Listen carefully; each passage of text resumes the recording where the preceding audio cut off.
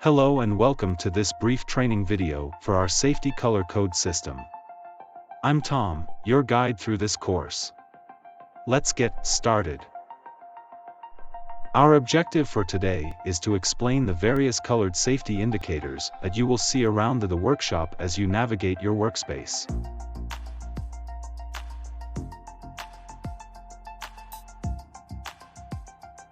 Within our workshop, there is a safety color code system.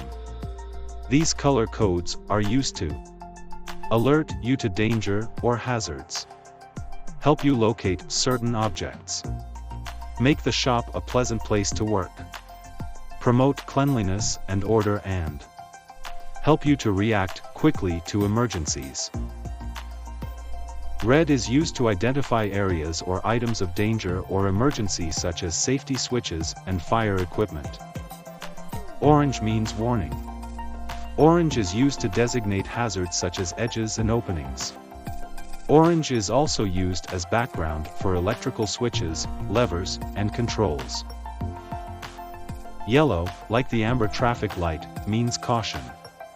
It is used to identify parts of machines, such as wheels, levers, and knobs that control or adjust the machine.